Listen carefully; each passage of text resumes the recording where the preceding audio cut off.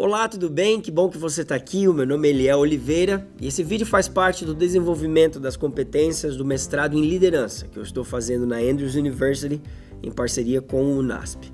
Hoje a gente vai conversar um pouquinho sobre um tema super importante e relevante: a comunicação intercultural. Nós vivemos num mundo tão conectado que, mesmo sem a gente perceber, estamos interagindo com pessoas de outras culturas, outras cosmovisões praticamente o tempo todo. E isso é incrível, mas ao mesmo tempo pode trazer alguns desafios. Nesse vídeo eu vou falar sobre como a gente pode se comunicar melhor em um mundo tão diverso e globalizado. Nós vamos também explorar algumas ideias sobre o que é a comunicação intercultural, por que ela é tão importante e como aplicá-la em diferentes contextos, por exemplo, no seu trabalho, como aplicá-la também em nossa liderança, nas comunidades ao nosso redor ou até mesmo no nosso dia a dia. Então, bora começar. Em primeiro lugar, eu vou lhe fazer uma pergunta. Você já passou por uma situação em que sentiu que havia um ruído na comunicação com alguém de outra cultura? Talvez por causa do idioma ou porque a maneira de se expressar de uma outra pessoa era diferente da sua. Isso é mais comum do que parece. E acontece porque cada cultura tem suas próprias regras, seus próprios valores, seus próprios jeitos de se comunicar.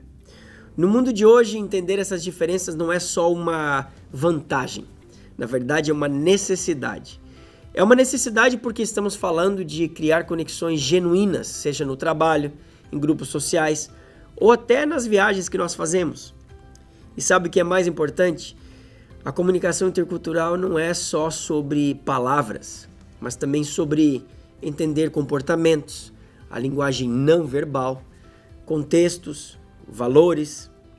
Então nós vamos dividir o nosso papo, a partir de agora, em 3 partes principais. A primeira, os fundamentos da comunicação intercultural.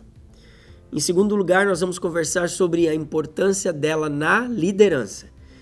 E por último, os desafios nas organizações e empresas. Depois nós vamos fazer um fechamento com algumas reflexões sobre como nossas ideias e valores acabam influenciando isso tudo. Parte 1. Fundamentos da comunicação intercultural. Mas então, o que é exatamente a comunicação intercultural? De uma forma bem simples, é a capacidade de interagir bem com pessoas de culturas diferentes. A autora Cheryl Dawes, no livro Passaporte para a Missão, descreve isso como entender as normas, os valores e os comportamentos de outras culturas. Falando assim parece fácil, né? Mas na prática nem sempre é tão simples assim. Mas por quê? Por que existem tantas barreiras? Vamos considerar alguns pontos agora que podem nos ajudar a entender esse conceito um pouquinho melhor. Vamos começar pelo idioma. Nem sempre a tradução é direta. No mundo de hoje nós temos tantas ferramentas de tradução que podem nos ajudar simplesmente a fazer uma tradução literal de uma palavra, de uma frase. Nós temos aplicativos, nós temos a própria inteligência artificial, serviços pagos, online. Mas se você fizer uma tradução fria, literal de uma palavra ou de uma frase e não levar em conta o contexto, fatores relacionados à cultura, até mesmo a cultura local, pode gerar muitos mal-entendidos. Eu vivo aqui nos Estados Unidos desde 2003. Eu poderia contar para vocês dezenas de exemplos que ocorreram ou comigo ou com pessoas que eu conheço, onde problemas foram criados exatamente por ruídos na comunicação relacionados ao idioma, a chegada nos Estados Unidos, o aprendizado da língua, você se posicionar no mercado de trabalho, a adaptação em si. Algumas dessas histórias são engraçadíssimas. Eu poderia até gastar um tempo para contar algumas aqui, mas quem sabe gravar um outro vídeo com essas histórias daria até mais visualizações, né? Hashtag fica a dica. Além do idioma, nós podemos falar sobre os estilos de comunicação. Algumas culturas são bem diretas, vão direto ao ponto. Outras preferem rodear um pouquinho o assunto e serem mais sutis. Erin Meyer fala bastante disso no livro The Culture Map, o mapa da cultura, que nós vamos voltar a mencionar mais à frente nesse mesmo vídeo. Nós temos alguns exemplos de culturas que são bem diretas e literais na sua comunicação. Se você pegar um avião agora e for para Portugal e perguntar para alguém na rua: você sabe onde fica um posto de gasolina? Provavelmente essa pessoa vai responder assim: sei. E vai ficar por isso. Para você realmente obter a resposta desejada usando a sua perspectiva do que seria a resposta apropriada, quem sabe você tenha que ajustar um pouquinho a pergunta. Ficaria mais ou menos assim: preciso abastecer o meu carro. Onde fica o posto de gasolina mais próximo? Você entendeu? Você está ajustando a pergunta para receber da pessoa de uma cultura diferente a informação que você precisa receber. E como último exemplo, podemos mencionar os estereótipos. Muitas vezes a gente cria ideias pré-concebidas sobre outras culturas e isso acaba limitando demais a nossa capacidade de nos conectar de verdade com essa cultura. Por exemplo, nós já ouvimos, quem sabe apenas em piadas ou num grupo de WhatsApp, que pessoas do estado A são preguiçosas, do estado B não gostam de trabalhar, só gostam da mamata, da malandragem, por aí vai. Isso tudo causa o quê? Causa barreiras entre nós e a realidade daquela cultura, porque nós já chegamos com ideias pré-concebidas. Agora, falando sobre a nossa percepção da realidade e com lugar de fala por ser brasileiro, eu tenho um exemplo bem interessante relacionado a essa percepção do brasileiro não ser bom em cumprir com os horários de seus compromissos. Isso acabou virando um estereótipo. E vale a pena lembrar que eu não aceito ser relacionado com esse estereótipo de que o brasileiro seja atrasado, não cumpra com seus horários. Mas, enfim, no meu casamento, já sabendo dos problemas da percepção de os brasileiros não cumprirem com os horários, a minha esposa e eu decidimos fazer 2 convites diferentes para o nosso casamento. Um para os nossos convidados americanos, dizendo que o casamento começaria às 17h30, e outro para os nossos convidados brasileiros, dizendo que o casamento começaria às 16h30. Qual foi o resultado? Praticamente todos chegaram às 17h30 e o casamento começou pontualmente. Que coisa, não? Mas então, como lidar com essas barreiras?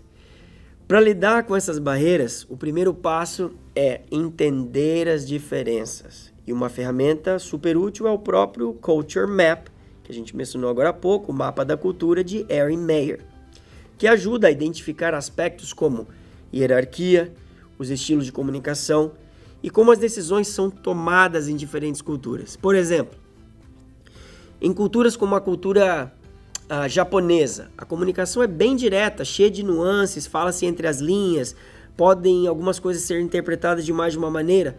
Já nos Estados Unidos, a preferência é por mensagens diretas, objetivas. E conhecer essas nuances pode, com certeza, fazer uma grande diferença na nossa interação com essa cultura.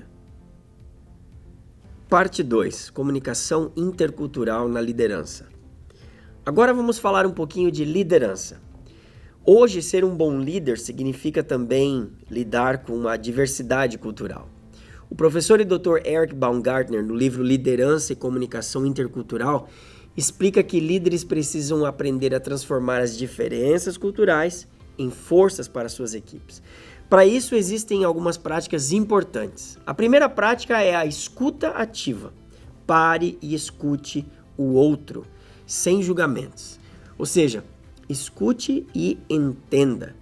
Deixe os próprios conceitos de lado um pouquinho para que você não escute o que está sendo dito ou apresentado através dos seus próprios filtros, através da sua própria cultura.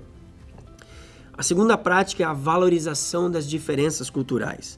Não tente uniformizar todo mundo ou alinhar todo mundo à medida de uma só régua, por exemplo. Use a diversidade como um ponto forte que pode dar ao seu departamento ou à sua empresa as ferramentas que podem levá-lo ao sucesso, exatamente porque essa diversidade cultural o aproximou de diferentes percepções, por exemplo, e o capacitou para a tomar decisões mais complexas, mais abrangentes. E a terceira prática é a adaptação. Um líder intercultural precisa ajustar o seu estilo de liderança para se conectar melhor com as pessoas. Novamente, coloque o seu objetivo em entender o que está sendo dito. Coloque o próprio entendimento de lado, escute, entenda e somente então procure a adaptação. No contexto religioso, por exemplo, Branson e Martinez, em Churches, Cultures and Leadership, ou Igrejas, Culturas e Liderança, mostram como líderes podem criar comunidades que respeitam e integram diversas etnias.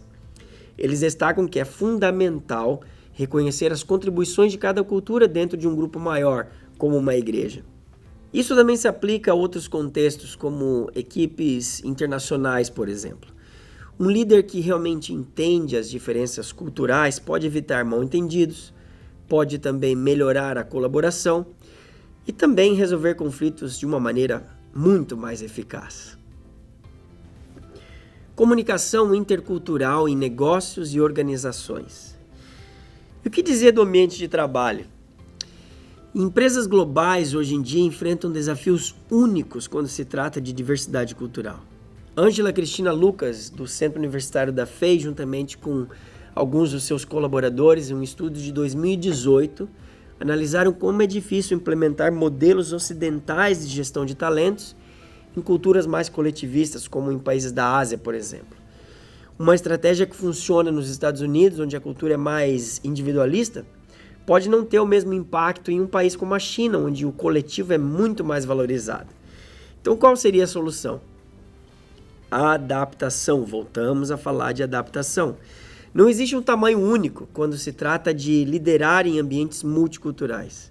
Agora, falando em diversidade e inclusão, eu quero trazer um exemplo muito próximo de mim, o meu trabalho na Advent Health. Para quem não conhece, a Advent Health é um dos maiores sistemas de saúde dos Estados Unidos, com sede aqui em Orlando, e que já está se aproximando de 100 mil funcionários. Com uma equipe tão grande e tão multicultural, temos um compromisso sério com a inclusão e com a diversidade. A cultura dentro do Advent Health foi construída para valorizar as peculiaridades, a singularidade de cada pessoa, respeitando as diferentes crenças, histórias e valores. Isso não é apenas um ideal bonito que a gente coloca na parede, é algo que a gente pratica todos os dias. A Advent Health também trabalha constantemente para promover o respeito à diversidade e criar um ambiente onde todos se sintam ouvidos e valorizados. E essa é uma abordagem que acaba se refletindo diretamente nos cuidados que a gente oferece aos nossos pacientes, que também vêm de muitas origens e culturas. Afinal, se você parar para pensar, como que a gente vai oferecer um atendimento eficaz sem entender e respeitar as necessidades únicas de cada indivíduo? E voltando ao livro The Culture Map, o mapa cultural, o autor Erin Meyer ainda traz a importância de considerarmos fatores como a hierarquia. Em culturas como a brasileira ou a indiana, é cultural que se respeite a hierarquia. O respeito à hierarquia é essencial nessas culturas. Já em países como a Suécia, as relações tendem a ser mais horizontais. Sabe o que é legal? Muitas das empresas globais já estão usando ferramentas como o The Culture Map para analisar e ajustar suas estratégias, quando pensam em alinhar equipes multiculturais. Então, se você trabalha numa equipe internacional ou pensa em liderar uma equipe internacional do futuro, conhecer essas nuances vai ser com certeza essencial. Parte 4. Reflexão sobre ideias e valores. Por fim, eu quero trazer para você uma reflexão. Mimi Haddad, no artigo Ideas Have Consequences, ou Ideias Têm Consequências, nos lembra que as ideias que carregamos moldam as nossas ações e as nossas decisões. Isso vale também para a comunicação intercultural. A gente precisa entender que os nossos valores não são universais. O que faz sentido para mim pode não fazer sentido para outra pessoa e vice-versa. Além disso, o papel da educação é super importante. Tom Wolfe, em um artigo de 2011, conta como figuras históricas como Jan Comenius usaram a educação para promover um entendimento entre as culturas. Ele argumenta que aprender sobre outras culturas é o primeiro passo para construir pontes, o que faz todo sentido para mim e eu concordo 100%. Se eu não conheço, como eu posso construir uma ponte com algum elemento dessa cultura? Seria praticamente impossível. Então, se a gente pudesse resumir em 3 princípios para melhorar a comunicação intercultural e já próximo do nosso fechamento, eles seriam: número 1, a empatia. Você precisa se colocar no lugar da outra pessoa e tentar entender a sua perspectiva. Voltando lá onde a gente estava, quando a gente falou sobre escutar e entender. Número 2, reconheça os seus preconceitos. Todos nós temos preconceitos inconscientes, mas é possível trabalhar para superá-los. E número 3, comprometa-se com a inclusão. Busque criar espaços onde as diferenças sejam valorizadas e respeitadas, como também já conversamos há pouco. Capitalize na força da diversidade. E então, o que podemos tirar dessa conversa? A comunicação intercultural é uma habilidade essencial nesse mundo globalizado em que vivemos. Seja na liderança, no trabalho, no dia a dia, entender e valorizar as diferenças culturais nos ajuda a criar conexões mais genuínas, significativas e evitar conflitos desnecessários. E agora eu quero lançar um desafio para você. Como você pode aplicar isso na sua vida aí hoje, no seu contexto, quem sabe no ambiente de trabalho? Que tal começar praticando a técnica da escuta ativa, buscando entender mais sobre as culturas aí ao seu redor? Pode ser? Se você gostou desse conteúdo, aproveita para curtir o vídeo, dar aquele joinha, compartilha e também se inscreva no canal. Assim você fica por dentro de mais temas sobre liderança, comunicação e desenvolvimento pessoal, além, claro, da música, que inevitavelmente fará parte da lista de temas apresentados aqui no canal. Que Deus te abençoe muito, obrigado por assistir e até a próxima.